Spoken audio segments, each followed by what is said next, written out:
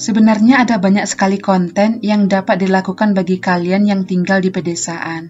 Bisa dikatakan hampir semua jenis konten dapat kalian lakukan. Apakah konten-konten tanpa kamera atau tanpa tampil di depan kamera? Semuanya bisa dilakukan selama ada jaringan internet dan media yang diperlukan. Namun jika kalian ingin punya konten yang erat dengan alam atau kehidupan di pedesaan, berikut ini ada 5 ide konten yang cocok untuk kalian lakukan di daerah-daerah pedesaan. Yang pertama, memancing. Konten memancing memang tidak bisa dipandang sebelah mata, karena peminatnya begitu banyak. Hal ini dapat dilihat dari banyaknya kreator yang sukses dengan menekuni konten khusus memancing ini. Konten memancing memang sangat cocok untuk di daerah pedesaan, karena memiliki spot-spot yang menarik dan beragam.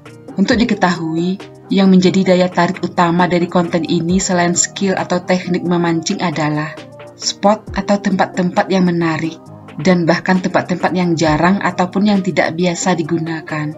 Dan jika kalian punya teknik memancing yang unik dan tidak biasa, serta memahami spot-spot yang bagus, sangat direkomendasikan untuk memiliki konten ini. Selain itu, sertakan juga keyword berbahasa Inggris, agar penontonnya lebih luas. Yang kedua, gold atau nugget hunter.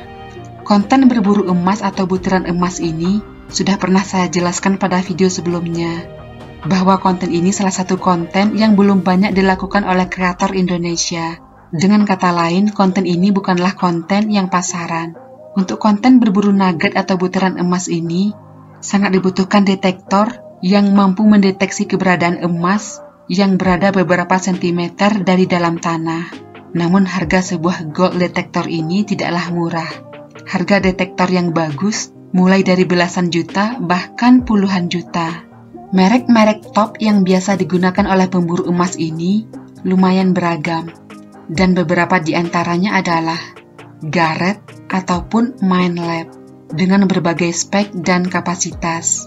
Dan tempat-tempat yang terbaik untuk berburu butiran emas ini adalah di sekitaran sungai, gunung berapi, bekas-bekas tambang, dan di tempat-tempat lainnya yang memungkinkan adanya keberadaan emas.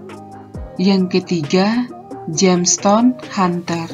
Berburu batu mulia atau batu akik juga merupakan konten yang sangat cocok untuk dilakukan di pedesaan. Kelebihan dari konten ini adalah tidak perlu detektor atau alat-alat mahal untuk melakukannya.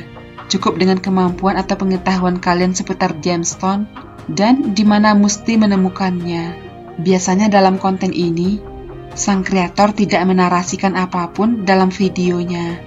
Mereka cukup mencari gemstone di berbagai tempat dengan alat sederhana. Tips untuk konten ini adalah gunakanlah keyword dalam bahasa Inggris, sehingga penontonnya lebih luas. Yang keempat, daily life.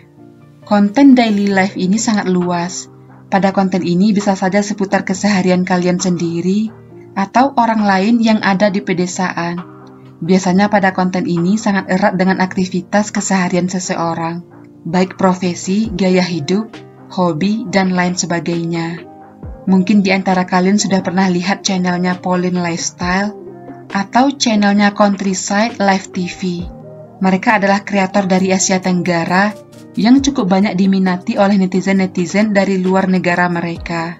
Kehidupan pedesaan dengan perkotaan tentu sangat berbeda, dan mereka mampu menampilkannya dengan sangat baik. Memang pada konten ini, mereka pada umumnya hanya menampilkan bagaimana mereka memasak dan memanen hasil-hasil pertanian. Namun jika kalian lebih kreatif, tentu pada konten seperti ini bisa menampilkan lebih banyak hal lain lagi. Yang kelima, solo hiking atau explore.